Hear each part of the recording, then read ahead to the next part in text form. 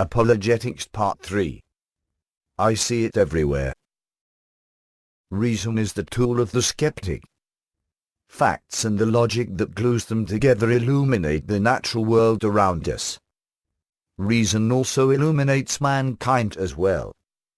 In this video, we shall look at apologetics that try to sunder reason itself. Free will. Why does God allow people to do evil things? Free will. The apologetic claim of free will is that we are free to choose our actions between good and evil. This free will comes from God. In many religions, especially Savior-oriented ones, the concept of free will is a necessary foundation for their religion. If there were no free will, then God makes them do evil things. Or the devil, which causes even more problems for the religion. Many religions contend that everything has a cause. At least they do when they are trying to make a cosmological argument to prove their deity. Yet what causes human behavior? To the theist it is free will. To the determinist, it is ability, opportunity, and the mental state, among other things, of the individual. To say that it is free will is to say that these things may influence the decisions, but do not account for decisions fully.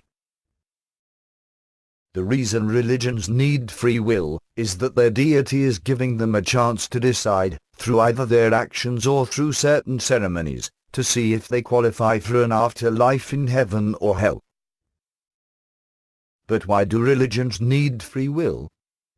Because without free will, God is evil or incompetent, and thus not really a God, or both. Karma would be arbitrary as well.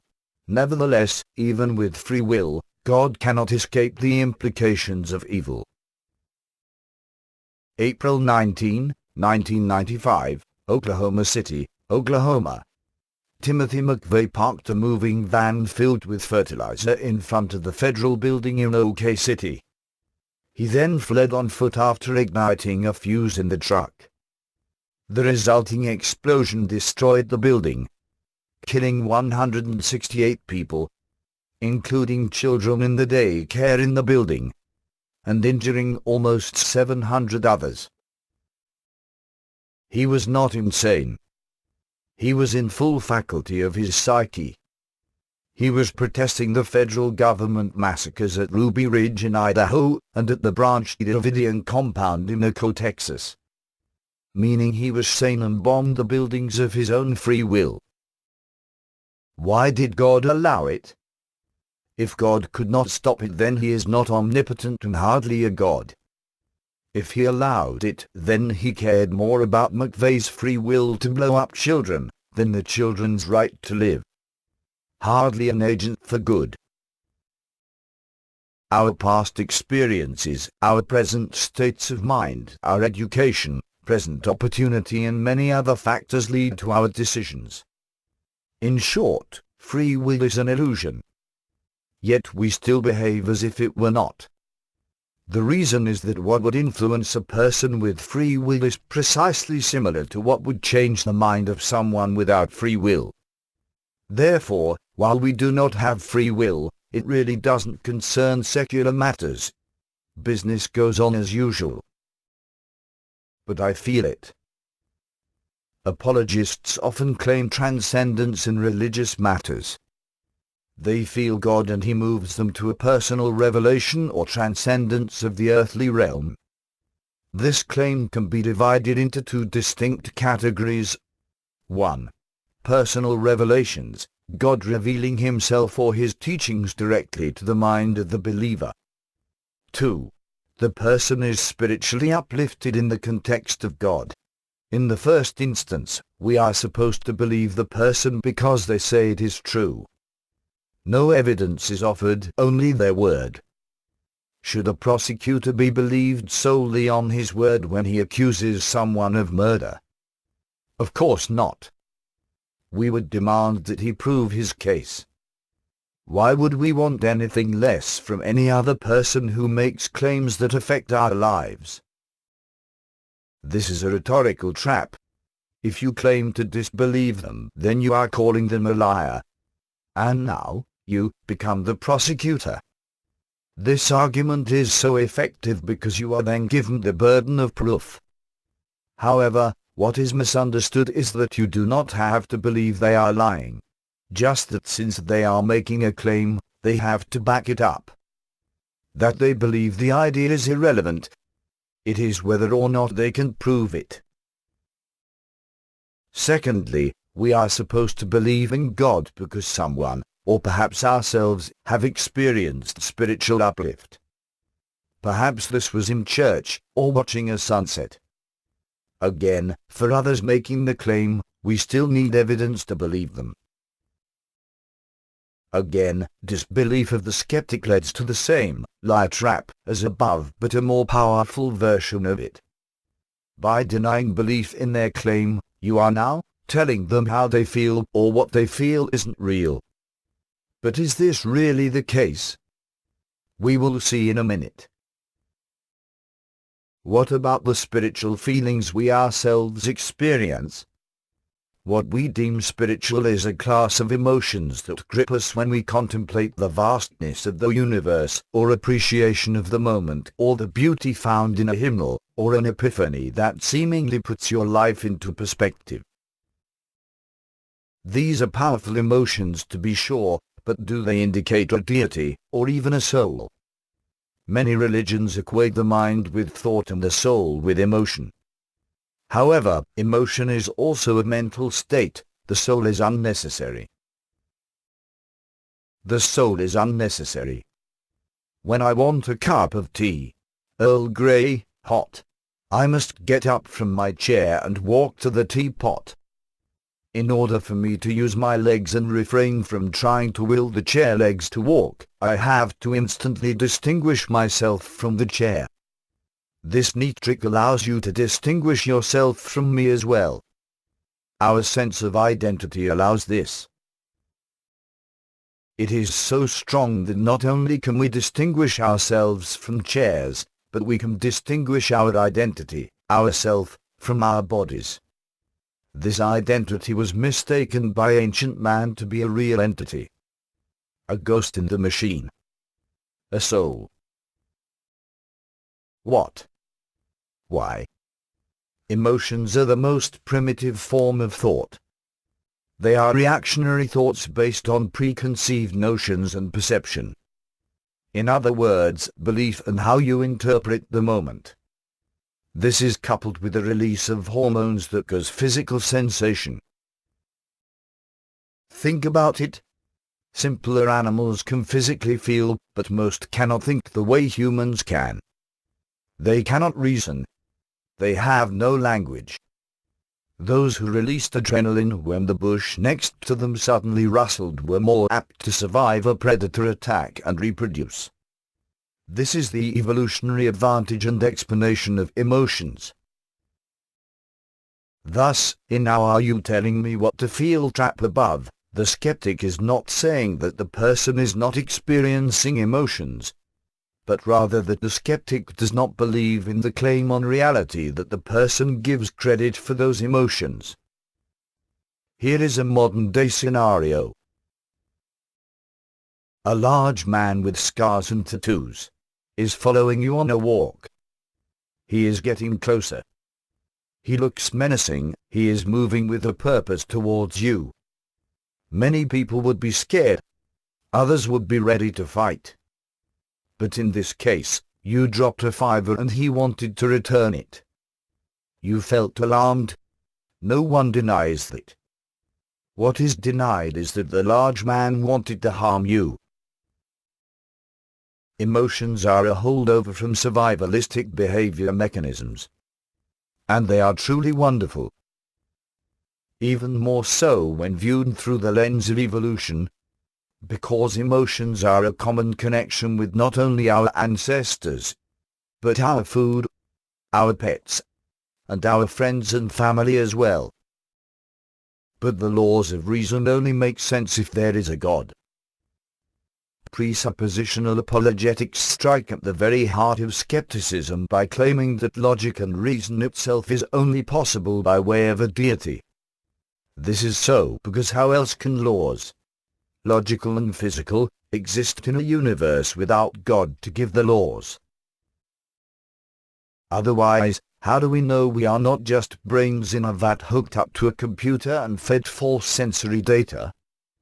Without a God, we cannot know. Of course, this is ridiculous, the stuff of mediocre science fiction trilogies. Logic, be it mathematical or verbal, is a language to describe the universe.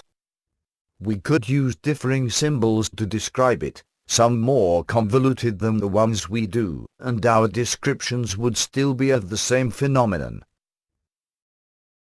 For an example, in English we say black cat. In Spanish, it is gato negro. Gato means feline, negro means black. But why put the adjective after the noun and not before? In human language, it is because Spanish and English evolved that way. Yet it is equally accurate to say gato negro as black cat. They both describe the same thing with the same precision. A equals A. A does not equal not A. With these two observations, the whole of logic is founded. These two statements begin the foundation of math and formal logic. Observation forms the facts. Fact plus logic equals theory. Theory is a testable description of the material world around us, one that is in accordance to observable fact. Do we need a God just to make a law that A equals A? Then what use is that God afterwards? That still leaves the idea that even if logic and reason works on its own merits, then how do we know that we are not brains in a vat? The answer is found in an old Hindu parable. A guru was explaining to a crowd how all we see and know is but an illusion. We all exist only in the mind of the Brahma. A man in the crowd then asked, "If we are all only illusion, then does that include tigers?" Yes. The guru replied. "Then if you came across a tiger in the jungle, you won't run?" The man said. Of course I would run.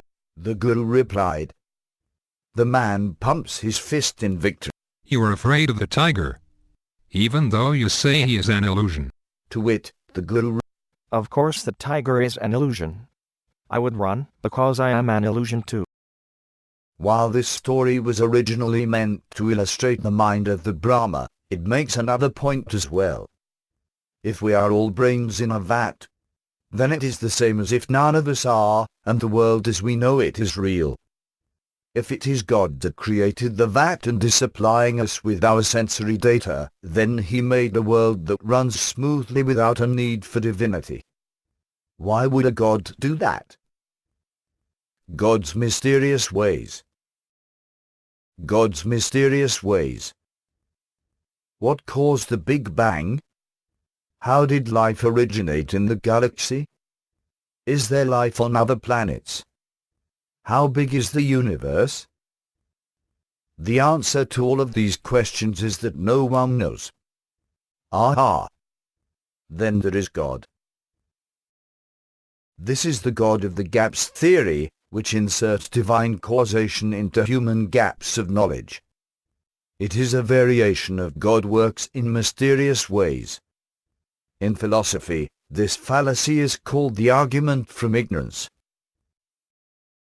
In other words, you claim that what cannot be explained is due to some other, unsubstantiated claim. Any time the God of the gaps argument is used, or they invoke God's mysterious ways, or claim that you just have to have faith, they are invoking the argument from ignorance. They lack the intellectual integrity to say, they don't know either. Wait, I included faith in that too. Isn't faith a way of knowing? Isn't faith the substance of things hoped for and evidence for things unseen? No. Faith is believing without evidence. Faith is the opposite of reason. They are mutually exclusive, meaning they both cannot be true paths to knowledge. The substance of things hoped for. This is a meaningless sentence. It is so open to interpretation that it could mean anything. Many New Age sages capitalize on such sayings precisely because they are truisms. They sound wise, but really mean nothing. And evidence of things unseen.